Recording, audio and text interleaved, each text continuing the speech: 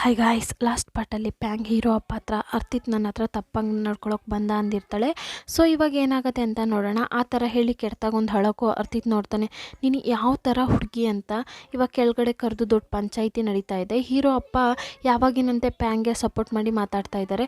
ಇಷ್ಟು ಆದರೂ ನೀನು ಏನು ಮಾಡಿಲ್ಲ ಅಂತಿದ್ಯಾ ಅರ್ತಿತ್ ಅಂತ ಅರ್ತಿತ್ಗೆ ಕೇಳುವಾಗ, ಹೌದಪ್ಪ ಅದೇ ನಿಜ, ಹಾಗಿದ್ರೆ ಅವಳೇ ಡ್ರೆಸ್ ಹರ್ಕೊಂಡು ನಿನ್ನ ಮೇಲೆ ಬಿದ್ಲ ಅನ್ನುವಾಗ ಹೀರೋ ಅಮ್ಮ, ಹೌದು ಆ ಥರನೇ ಮಾಡೋ ಹುಡುಗಿನೇ ಅಲ್ವಾ ಅವಳು ಅನ್ನುವಾಗ, ಅದೇ ಕಣ್ಣಿಂದನೇ ನೋಡಾಯ್ತಲ್ಲ, ಇನ್ನೂ ನಿನ್ನ ಮಗನಿಗೆ ಸಪೋರ್ಟ್ ಮಾಡ್ತಿದ್ಯಾ ಅಂತ ಕೇಳುವಾಗ, ನನ್ನ ಮಗನ ಬಗ್ಗೆ ನನಗೆ ಚೆನ್ನಾಗಿ ಗೊತ್ತು, ಅವ್ನು ಈ ಥರ ಎಲ್ಲ ಮಾಡೋದಿಲ್ಲ, ಅದು ಇವಳ ಹತ್ರ ಚಾನ್ಸೇ ಇಲ್ಲ, ಇವಳೇ ಏನೋ ನಾಟಕ ಮಾಡಿರ್ತಾಳೆ ಅಂತ ಹೀರೋ ಅಮ್ಮ ಮಾತಾಡ್ತಾನೆ ಇರುವಾಗ ಅರ್ತಿತ್ತು, ಅಪ್ಪ ನಾ ತಪ್ಪು ಮಾಡಿದರೆ ಒಪ್ಕೊತೀನಿ, ನಾನೇನು ಮಾಡಿಲ್ಲ ಅಂತಿದ್ದಾನೆ. ಪ್ಯಾಂಗ್ ಹಾಗೆ, ಇಲ್ಲ ಇಲ್ಲ ಕುಡ್ದಿದ್ದ ಅಲ್ವಾ ಅದಕ್ಕೆ ಗೊತ್ತಾಗ್ತಾ ಇಲ್ಲ ಅಂತಿದ್ದಾಳೆ.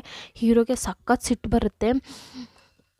ಸುಳ್ಳು ಸುಳ್ಳು ಬರೀ ಸುಳ್ಳು ಸುಳ್ಳು ಹೇಳ್ತಾನೆ ಇದ್ದಾಳೆ ಅಂತಿರುವಾಗಲೇ ಹೀರೋ ಅಪ್ಪನ, ನನ್ನ ಕಣ್ಣಿಂದ ನೋಡಿರೋದನ್ನೇ ನಂಬೋದು, ಹೆಂಗೋ ಇಬ್ರಿಗೂ ಮದುವೆ ಆಗೋದೇ ತಾನೇ, ಅದನ್ನ ನಾ ಇನ್ನೂ ಲೇಟ್ ಮಾಡೋದಿಲ್ಲ, ನೆಕ್ಸ್ಟ್ ಮಂತೇ ನಿಮ್ಮಿಬ್ಬರಿಗೂ ಮದುವೆ, ಇದೇ ನನ್ನ ಡಿಸಿಷನ್, ಇದನ್ನ ದಾಟಿ ಯಾರಾದರೂ ಏನಾದರೂ ಏನೂ ಹೇಳೋ ಹಾಗಿಲ್ಲ ಅಂತ ಸ್ಟ್ರಿಕ್ಟಾಗಿ ಹೇಳ್ತಾರೆ. ಅರ್ತಿತ್ಗೆ ಸಖತ್ ಕೋಪ ಬರುತ್ತೆ. ಅವ್ರ ಅಪ್ಪನ ನೋಡಿ ಏನು ಮಾಡೋಕ್ಕೂ ಆಗ್ತಿಲ್ಲ, ಹೇಳಿದರೆ ಅರ್ಥ ಮಾಡ್ಕೊತಾನೂ ಇಲ್ಲ.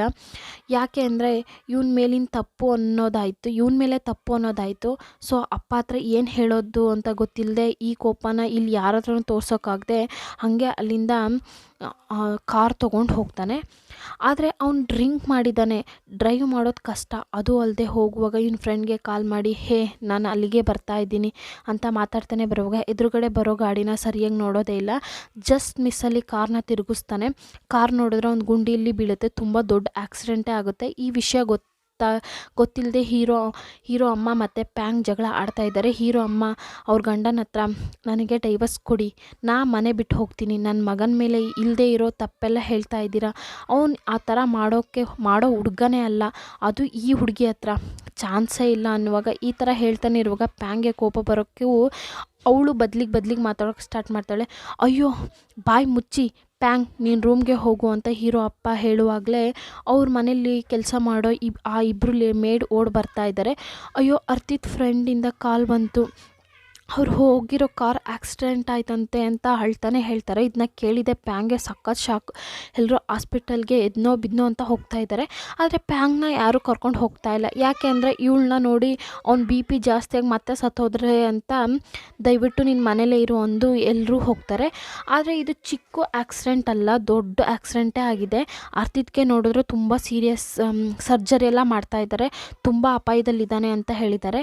ಪ್ಯಾಂಗೆ ಇವಾಗಲೇ ಅವಳು ಮಾಡಿರೋ ತಪ್ಪು ಎಂಥದ್ದು ಅಂತ ಗೊತ್ತಾಗ್ತಾ ಇದೆ. ಆಲ್ರೆಡಿ ಅವ್ರ ಅಮ್ಮ ಸತ್ತೋಗಿದ್ದಾರೆ. ಇವಾಗ ಅರ್ತಿತ್ಗೆ ಈ ಥರ ಆಗಿದೆ, ಅದಕ್ಕೆ ಇವಳೇ ಕಾರಣ ಅನ್ನುವಾಗ ಅವಳಿಂದ ಏನೂ ಮಾತಾಡೋಕ್ಕಾಗದೆ ಸೈಲೆಂಟ್ ಆಗ್ತಾಳೆ. ಮೊದಲಿನಂಗೆ ಏನೂ ಮಾತಾಡ್ತಾ ಇಲ್ಲ, ಇವಳನ್ನೇ ಮಟ್ಟವಾಗಿ ತಿಳ್ಕೊತಾಳೆ. ಇದ್ರ ಮೇಲಾದರೂ ಚೇಂಜ್ ಆಗಬೇಕು ಅದು ಇವಾಗ ಅನ್ನಿಸ್ತಾ ಇದೆ. ಹಾಗೆ ಚಿಂತೆಲೆ ಸುತ್ತುವಾಗ ಹೀರೋ ಅಪ್ಪ ಪ್ಯಾಂಗ್ ಹತ್ರ ಮಾತಾಡೋಣ ಅಂತ ಬರ್ತಾರೆ. ಏನು ಹೇಳ್ತಾರೆ ಅಂದರೆ, ಅರ್ತಿತ್ ಇನ್ನೂ ಕಣ್ಬಿಟ್ಟಿಲ್ಲ, ಅವನಿಗೆ ತುಂಬ ಬೋನ್ ಫ್ರ್ಯಾಕ್ಚರ್ ಆಗಿದೆ, ಕಣ್ಬಿಟ್ಟ ಮೇಲೆ ಬೇರೆದು ಹೇಳೋಕ್ಕಾಗೋದು ಅಂತ ಡಾಕ್ಟರ್ ಹೇಳಿದ್ದಾರೆ ಅಂದಾಗ ಅದನ್ನ ಕೇಳಿದೆ ಪ್ಯಾಂಗ್ ಕೆಳಗಡೆ ಕೂತ್ಕೊಂಡು ಸಖತ್ ಅಳ್ತಾ ಇದ್ದಾಳೆ. ಎಲ್ಲ ನನ್ನಿಂದನೇ ಅಂತ ಫೀಲ್ ಮಾಡಿ ಮಾತಾಡ್ತಿರುವಾಗ ಹೀರೋ ಅಪ್ಪನೂ ಅವಳನ್ನ ಸಮಾಧಾನ ಮಾಡೋಕ್ಕೆ ಬರ್ತಾರೆ. ಬಟ್ ಅವರಿಂದನೂ ಸಮಾಧಾನ ಮಾಡೋಕ್ಕಾಗ್ತಾ ಇಲ್ಲ. ಅವತ್ತು ಅರ್ತಿತ್ ಅವ್ನು ಮಾಡಿರೋ ತಪ್ಪು ಒಪ್ಕೊಂಡಿದ್ರೆ ಇದೆಲ್ಲ ನಡೀತಾ ಇತ್ತ ಅನ್ನುವಾಗ ಅದನ್ನ ಕೇಳಿದೆ ಪ್ಯಾಂಗ್ ನಿಜ ಹೇಳ್ತಾಳೆ. ಇಲ್ಲ ಅಂಕಲ್, ಅರ್ತಿತ್ ಮೇಲೆ ಏನೂ ತಪ್ಪಿಲ್ಲ, ಅವತ್ತು ನಾನೇ ಸುಳ್ಳು ಹೇಳಿದ್ದು ಅಂತಾಳೆ. ಹೀರೋ ಅಪ್ಪ ಹತ್ರ ಒಂದು ಸೆಕೆಂಡ್ಗೆ ಅಷ್ಟು ಒಂಥರ ರಿಯಾಕ್ಷನ್ ಬರುತ್ತೆ, ಆದರೆ ಕೋಪ ಇಲ್ಲ. ಇವಳಿಗೆ ಏನಂತಾರೆ ಅಂದರೆ, ಅದು ನನಗೆ ಅವತ್ತೇ ಗೊತ್ತು, ಪ್ಯಾಂಗ್ ನನ್ನ ಮಗ ಆ ಥರ ಮಾಡಲ್ಲ ಅಂತ ಚೆನ್ನಾಗೇ ಗೊತ್ತು, ಆದರೆ ಇದನ್ನ ಹಿಡ್ಕೊಂಡು ಇಬ್ಬರಿಗೂ ಮದುವೆ ಮಾಡೋಣ ಅಂತ ಇದ್ದೆ, ಆದರೆ ನೀನು ಇವಾಗಲಾದರೂ ನಿಜ ಹೇಳಿದೆ ಅಲ್ವಾ, ಅದೇ ನನಗೆ ಸಮಾಧಾನವಾಗಿದೆ ಅಂತಿರುವಾಗಲೇ ಇಷ್ಟು ದಿನ ಇವ್ರಿಗೆ ಗೊತ್ತಿಲ್ಲ ಅಂದು ಪ್ಯಾಂಗ್ ಸ್ವಲ್ಪನಾದರೂ ಸಮಾಧಾನದಲ್ಲಿ ಇರ್ತಾಳೆ. ಆದರೆ ಇವಾಗ ಗೊತ್ತಿದೆ ನನಗಾಗಿ ಇಷ್ಟೊಂದು ಮಾಡಿದ್ದಾರೆ ಅನ್ನುವಾಗ ಪ್ಯಾಂಗ್ಗೆ ಸಖತ್ ಗಿಲ್ಟಿ ಆಗ್ತಾಯಿದೆ. ಹಾಗೆ ಬಿಕ್ಕಿ ಅಳ್ತಾ ಇದ್ದಾಳೆ. ಆದ್ರೂ ಹೀರೋ ಅಪ್ಪನಿಗೆ ಒಂದು ದೊಡ್ಡ ದುಃಖದ ವಿಷಯನೇ, ಹೀರೋ ಅಮ್ಮ ಬೇರೆ ಹೇಳ್ತಾನೆ ಇರ್ತಾರಲ್ವ, ಅವಳ ಬಗ್ಗೆ ನಿಮಗೆ ಒಂದಿನ ಗೊತ್ತಾಗುತ್ತೆ, ಚೆನ್ನಾಗಿ ಅನುಭವಿಸ್ತೀರಾ ಅಂತ. ಆದರೆ ಪ್ಯಾಂಗ್ನು ಚೆನ್ನಾಗಿ ಅರ್ಥ ಮಾಡ್ಕೊಂಡಿದ್ದಾರೆ. ಇವಾಗ ಪ್ಯಾಂಗ್ ಹತ್ರ ಬಂದು ಏನು ಹೇಳ್ತಿದ್ದಾರೆ ಅಂದರೆ, ಪ್ಯಾಂಗ್, ನೀ ಸ್ವಲ್ಪ ದಿನಕ್ಕೆ ಇಲ್ಲಿರೋದು ಒಳ್ಳೆಯದಲ್ಲ. ನಾನು ನಿನ್ನ ಬ್ಯಾಂಕಾಕಲ್ಲೇ ಒಳ್ಳೆ ಸ್ಕೂಲಲ್ಲಿ ಸೇರಿಸ್ತೀನಿ. ಅಲ್ಲಿ ಫ್ರೆಂಡ್ಸ್ ಜೊತೆ ಇದ್ದು ಓದು. ನಾನು ನಿನ್ನ ನೋಡ್ಕೊತೀನಿ, ಕೈಯೆಲ್ಲ ಬಿಡೋದಿಲ್ಲ. ನಾನು ಅರ್ತಿತ್ನ ಹೆಂಗೆ ನೋಡ್ತೀನೋ ಹಾಗೆ ನಿನ್ನನ್ನು ನೋಡ್ಕೊತೀನಿ. ನೀವಿಬ್ಬರು ನನಗೆ ಒಂದೇ. ಅರ್ತಿತ್ ಸರಿಯಾಗೋವರೆಗೂ ಇಬ್ಬರು ನೋಡದೇ ಇರೋದೇ ಒಳ್ಳೆಯದು. ಅದ್ರ ಮೇಲೆ ಮತ್ತೆ ನಿನ್ನ ನಾನು ಇಲ್ಲಿಗೆ ಕರ್ಕೊಂಡು ಬರ್ತೀನಿ ಅಂತಾರೆ. ಪ್ಯಾಂಗು ಏನೂ ಮಾತಾಡಲ್ಲ. ಯಾಕೆ ಅಂದರೆ ಅರ್ಥ ಮಾಡ್ಕೋತಾಳೆ, ನನ್ನಿಂದನೇ ಇದೆಲ್ಲ ನಡೆದಿರೋದು ಅಂತ. ಇವಳು ಸರಿ ಅಂತ ಒಪ್ಕೋತಾಳೆ. ಇವಳು ಮಾಡಿರೋದು ಬೇರೆ ಜಾಗಕ್ಕೆ ಹೋಗೋಕ್ಕೂ ಒಪ್ಕೋತಾಳೆ. ಇದರಿಂದ ಅಲ್ಲಿಂದ ಇಬ್ಬರು ಮೇಡ್ ಇರ್ತಾರಲ್ಲ, ಅವ್ರನ್ನ ಇಲ್ಲಿ ಕೆಲಸ ಮಾಡೋದು ಬೇಡ ಅಂತಾರೆ. ಯಾಕೆಂದರೆ ಪ್ಯಾಂಗ್ ಇದ್ಲು ಅಂತಲೇ ಅವ್ರನ್ನ ಇಲ್ಲಿ ಕೆಲ್ಸಕ್ಕೆ ಸೇರಿಸಿರ್ತಾರೆ. ಅವ್ರು ಇಲ್ಲ ಅಂತ ಹೇಳಿ ಅವಳು ಹೋಗ್ತಾಳಲ್ವ, ಅದಕ್ಕೆ ಅವ್ರು ಬೇಡ ಅಂದು ಕೆಲಸದಿಂದ ತೆಗಿತಾರೆ. ಪ್ಯಾಂಗ್ ಮನೆಯಿಂದ ಹೋಗೋಕ್ಕೆ ಮುಂಚೆ ಅವಳಿಗೆ ಒಳ್ಳೆ ಮಾತಾಡಿ ಕಳಿಸ್ತಾರೆ. ನೆಕ್ಸ್ಟ್ ಅರ್ತಿತ್ನ ತೋರಿಸ್ತಾರೆ. ಅವನು ಹಾಸ್ಪಿಟಲ್ಲಿ ಸೇರಿ ಅಬ್ಬಬ್ಬ ಅಂದರೆ 6 ತಿಂಗಳು ಮೇಲೇ ಆಗಿದೆ.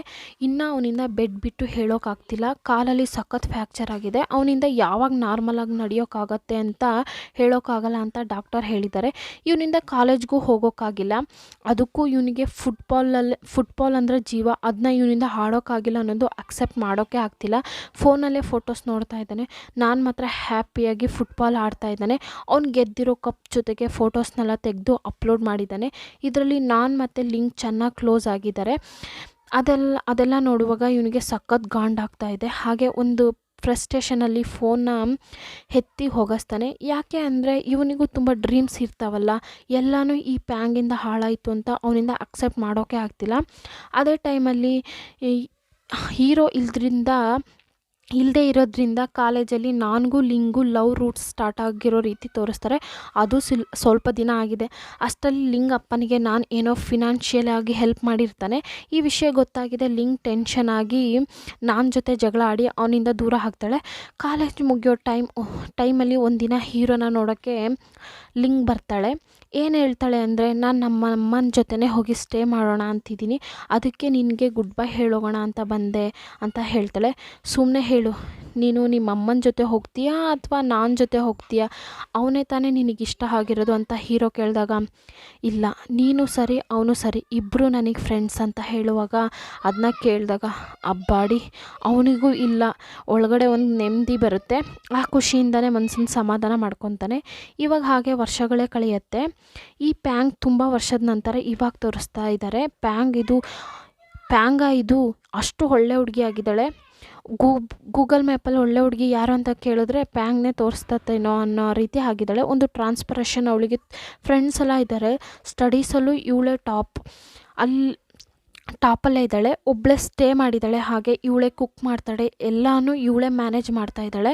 ಇವಳು ಇವಾಗ ದೊಡ್ಡ ಹುಡುಗಿ ಆಗಿದ್ದಾಳೆ. ಆ ಆಕ್ಸಿಡೆಂಟ್ ಆದಮೇಲೆ ಇವಳಿಗೆ ಯಾವುದನ್ನು ಹೆಂಗೆ ಹ್ಯಾಂಡಲ್ ಮಾಡಬೇಕು ಅನ್ನೋದು ಗೊತ್ತಾಗಿದೆ. ಯಾಕೆ ಅಂದರೆ ಇವಳು ಕಾಲೇಜ್ ಫೈನಲ್ ಇಯರ್ ಬಂದಿದ್ದಾಳೆ. ಇದುವರೆಗೂ ನಡೆದಿರೋ ಎಲ್ಲ ವಿಷಯನೂ ಇವಳ ಲೈಫಲ್ಲಿ ಒಂದು ಒಳ್ಳೆ ಪಾಠ ಹೇಳ್ಕೊಟ್ಟು ಇವಳನ್ನ ಬೇರೆ ಒಂದು ಹುಡುಗಿಯನ್ನಾಗೆ ಚೇಂಜ್ ಮಾಡಿದೆ. ಹೀರೋ ಅಪ್ಪನೂ ಆವಾಗವಾಗ ಬಂದು ನೋಡ್ಕೊಂಡು ಹೋಗ್ತಾ ಇರ್ತಾರೆ. ಅವರಿಗೆ ಇವಾಗ ಪ್ಯಾಂಗ್ ನೋಡುವಾಗ ತುಂಬ ಆಶ್ಚರ್ಯ ಆಗ್ತಾ ಇದೆ. ಪ್ಯಾಂಗ್ ಆದರೆ ತುಂಬ ಚೇಂಜಸ್ ಅವರಿಗೂ ಗೊತ್ತಾಗ್ತಾ ಇದೆ. ಇವಾಗ 6 ವರ್ಷ ಆಯಿತು. ಪ್ಯಾಂಗ್ ನೋಡಿದ್ರೆ ಓದೆಲ್ಲ ಮುಗಿಸಾಯಿತು, ಗ್ರಾಜ್ಯುಯೇಷನು ಮುಗೀತು. ಇವಳಿಂದ ತುಂಬ ಜನ ಕಾಲೇಜ್ ಹುಡುಗರು ಸುತ್ತುತ್ತಾ ಇದ್ದಾರೆ. ಅದರಲ್ಲಿ ಒಂದು ಹುಡುಗ ಬಂದು ಅದು ಅವನು ಕಾಲೇಜಲ್ಲೇ ತುಂಬ ಪಾಪ್ಯುಲರ್ ಆದ ಹುಡುಗ.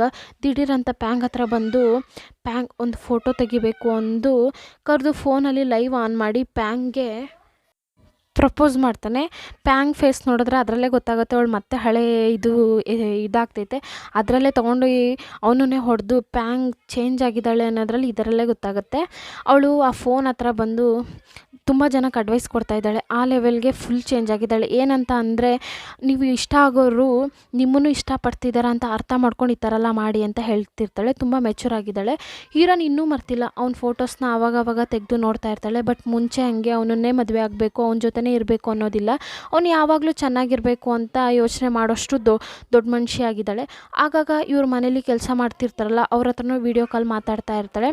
ಇವಾಗ ಹಾಗೆ ಹರ್ತಿತ್ನ ನೋಡಿದ್ರೆ ತುಂಬ ಸ್ಯಾಡಾಗಿ ಅವ್ರ ಮನೇಲಿರೋ ಫಾರ್ಮಲ್ಲಿ ಒಬ್ಬನೇ ಕೂತ್ಕೊಂಡಿದ್ದಾನೆ. ಅವ್ನ ಪಕ್ಕದಲ್ಲಿ ಒಂದು ಬಾಲ್ ಬರುತ್ತೆ. ಅದನ್ನ ನೋಡಿದರೆ ಸಖತ್ ಕೋಪ ಬರುತ್ತೆ.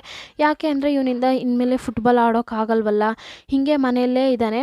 ಆ ದುಃಖದಿಂದ ಹೊರಗಡೆನೇ ಬರೋಕ್ಕಾಗಿಲ್ಲ. ಇವಾಗ ಹಾಗೆ ನೋಡಿದ್ರೆ ಹೀರೋ ಅಪ್ಪ ಪ್ಯಾಂಗ್ನ ನೋಡೋಕೆ ಬಂದಿದ್ದಾರೆ. ಅದು ಇವಳ ಮನೆಗೆ.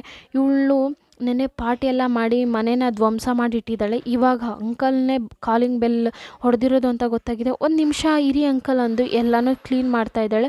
ರೂಮ್ ಎಲ್ಲ ಕ್ಲೀನ್ ಮಾಡಿ ಸೆಟ್ ಮಾಡಿ ಅವ್ರನ್ನ ಒಳಗಡೆ ಕರೀತಾಳೆ. ಇವಳು ಗ್ರ್ಯಾಜುಯೇಷನ್ ಮುಗಿಸಿರೋದ್ರಿಂದ ಇವಳಿಗೊಂದು ಗಿಫ್ಟ್ ತಂದಿದ್ದಾರೆ. ಇವಾಗಲೂ ಇವಳ ಮೇಲೆ ಪ್ರೀತಿಯಿಂದನೇ ಇದ್ದಾರೆ. ಸರಿ, ಇದ್ರ ಮೇಲೆ ಏನು ಮಾಡೋಣ ಅಂತ ಇದೆಯಾ ಅಂತ ಕೇಳುವಾಗ, ಅಂಕಲ್ ನನಗೊಂದು ಪ್ಲ್ಯಾನ್ ಇದೆ ಬನ್ನಿ ಅಂದು ಹೀರೋ ಅಪ್ಪನಿಗೆ ಏನೋ ಟೀ ಥರ ಹಾಕ್ಕೊಡ್ತಾ ಇದ್ದಾಳೆ. ಅದನ್ನ ಕುಡಿದು ನನಗೆ ಗೊತ್ತಿಲ್ಲದೆ ಇನ್ನೂ ತುಂಬ ಟ್ಯಾಲೆಂಟ್ ಬಚ್ಚಿಟ್ಟಿದೆಯಾ ಅನಿಸುತ್ತೆ ಅಂತ ಕೇಳ್ತಾ ಇದ್ದಾರೆ. ಹೌದು ಅಂಕಲ್, ಆ್ಯಕ್ಚುಲಿ ನಿಮ್ಮನ್ನ ನೋಡೇ ಈ ಅಗ್ರಿಕಲ್ಚರ್ನ ಓದಬೇಕು ಅಂತ ಆಸೆ ಬಂತು. ಅರ್ತಿತ್ ಆಗ ಫ್ಲವರ್ ಬೆಳೆಸೋದು ಕಲಿಸುವಾಗ ಅದರಲ್ಲಿ ಇಷ್ಟೊಂದು ಖುಷಿ ಇದೆ ಅಂತ ಅರ್ಥ ಆಯಿತು. ಇವಾಗ ಈ ಫ್ಲವರ್ಸ್ನ ಇಟ್ಕೊಂಡು ಪರ್ಫ್ಯೂಮ್, ಅದರಲ್ಲೇ ಫುಡ್, ಟೀ ಈ ಥರ ಮಾಡೋಣ ಅಂತ ಐಡಿಯಾ ಇದೆ ಅಂತಿದ್ದಾಳೆ. ಅವ್ರು ನೋಡ್ತಾ ಇದ್ದಾಳೆ ಈ ರಾಕ್ಷಸಿ ಪ್ಯಾಂಗ ಅಂತ. ಅವರಿಗೆ ನಂಬೋಕ್ಕಾಗ್ತಾ ಇಲ್ಲ. ಎಲ್ಲನೂ ಇವಳೇ ಪ್ಲ್ಯಾನ್ ಮಾಡಿ ಇಟ್ಟಿದ್ದಾಳೆ. ಹೀರೋ ಮನೇಲಿ ಇರ್ತಾರಲ್ಲ ಫಾರ್ಮ್, ಆ ಥರನೇ ಒಂದು ಫಾರ್ಮ್ನ ಮಾಡಬೇಕು ಅನ್ನೋದೇ ಇವಳಿಗೆ ಆಸೆ. ಅದಕ್ಕೆ ಜಾಗ ಎಲ್ಲ ತೊಗೊಂಡಿದ್ದಾಳೆ. ಆ ಜಾಗಕ್ಕೆ ಕರ್ಕೊಂಡು ಬಂದು ತೋರಿಸಿ ಪ್ಲ್ಯಾನ್ ಎಲ್ಲ ಹೇಳ್ತಾ ಇದ್ದಾಳೆ. ಪ್ಯಾಂಗ್ ಇನ್ನೂ ಅಷ್ಟು ದೊಡ್ಡ ವಿಷಯನ ಹೆಂಗೆ ಮಾಡೋಕ್ಕಾಗತ್ತೆ ಅಂತ ಹೀರೋ ಅಪ್ಪ ಯೋಚನೆ ಮಾಡ್ತಾರೆ. ಹೇಳ್ಬೋದು, ಬಟ್ ಪ್ರಾಕ್ಟಿಕಲ್ ಅಂತ ಬರುವಾಗ ತುಂಬ ಕಷ್ಟ ಅಲ್ವಾ. ಸೊ ಅವಳನ್ನ ಕರೆದು ನಿಧಾನವಾಗಿ ಹೇಳ್ತಾ ಇದ್ದಾರೆ. ಏನು ಹೇಳ್ತಾ ಇದ್ದಾರೆ ಅಂದರೆ, ಪ್ಯಾಂಗ್, ನೀನು ಮಾಡಬೇಕು ಅಂತಿರೋದು ತುಂಬ ದೊಡ್ಡ ಪ್ರಾಜೆಕ್ಟ್. ಅದಕ್ಕೆ ಎಕ್ಸ್ಪೀರಿಯನ್ಸ್ ಬೇಕು ಅಲ್ವಾ. ನಿನ್ನಿಂದ ಮಾಡೋಕ್ಕೆ ಆಗಲ್ಲ ಅಂತ ಹೇಳ್ತಿಲ್ಲ. ಆದರೆ 2 ವರ್ಷಕ್ಕೆ ನಾನು ಫಾರ್ಮಲ್ಲಿ ಬಂದು ಸ್ಯಾಂಪಲ್ ಮಾಡಿ ನೋಡು. ಅದು ಸಕ್ಸಸ್ ಆಯಿತು ಅಂದರೆ ಅದ್ರ ಮೇಲೆ ನೀನು ಒಬ್ಬಳೇ ಮಾಡ್ಬೋದು ಅಂತಾರೆ. ಇಲ್ಲ ಅಂಕಲ್, ಅಲ್ಲಿಗೆ ಬರಲ್ಲ, ಇಷ್ಟು ಆದಮೇಲೂ ಬಂದರೆ ಚೆನ್ನಾಗಿರಲ್ಲ ಅಂತಾಳೆ. ಅದೆಲ್ಲ ಏನಿಲ್ಲ, ಕಾಲ ಕಳೆದಿದೆ, ಎಲ್ಲರೂ ಅದನ್ನ ಮರ್ತಿರ್ತಾರೆ. ನೀನು ಇದ್ರ ಮೇಲೆ ನಿನ್ನನ್ನು ಒಬ್ಳನ್ನೇ ಬಿಡೋದಿಲ್ಲ. 2 ವರ್ಷ ತಾನೇ ಕೇಳ್ತಾ ಇದ್ದೀನಿ, ಅದ್ರ ಮೇಲೆ ನಿನಗೇನು ಅನ್ಸುತ್ತೋ ಅದನ್ನ ಮಾಡು ಅಂತಾರೆ. ಇಲ್ಲ ಅಂಕಲ್, ನನಗೆ ಅಲ್ಲಿಗೆ ಬಂದು ಎಲ್ಲನೂ ನೋಡೋಕ್ಕೆ ಗಿಲ್ಟಿ ಆಗ್ತಿದೆ ಅಂತಿದ್ದಾಳೆ. ಹಾಗಿದ್ರೆ ನೀನು ಖಂಡಿತ ಬರಲೇಬೇಕು. ಯಾಕೆಂದರೆ ಎಷ್ಟು ದಿನ ಅಂತ ಈ ಗಿಲ್ಟಿ ಇಟ್ಕೊಂಡೇ ಇರ್ತೀಯ.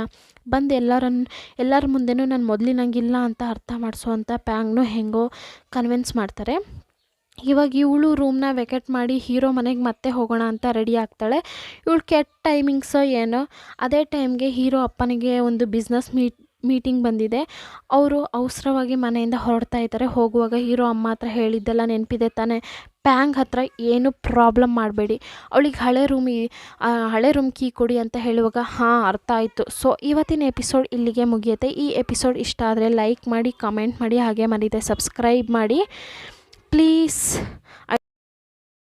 ಪ್ಲೀಸ್. ವೀಡಿಯೋಸ್ ನೋಡ್ತಾ ಇದ್ದೀರಾ ಬಟ್ ಸಬ್ಸ್ಕ್ರೈಬ್ ಮಾಡ್ತಿಲ್ಲ. ನೀವು ಮಾಡೋ ಒಂದು ಸಬ್ಸ್ಕ್ರೈಬಿಂದ ನನಗೆ ತುಂಬ ಮೋಟಿವೇಶನ್ ಆಗುತ್ತೆ. ನಾನು ಇನ್ನೂ ವೀಡಿಯೋಸ್ ಮಾಡಬೇಕು ಅಂತ ಅನಿಸುತ್ತೆ. ಪ್ಲೀಸ್, ಇಷ್ಟು ಹೇಳಿದ್ದೀನಿ, ನಿಮ್ಮಿಷ್ಟ. ಓಕೆ, ನಾನು ಮಾಡಿರೋ ವೀಡಿಯೋಸ್ ನೋಡಿದ್ದಕ್ಕೆ ಥ್ಯಾಂಕ್ ಯು.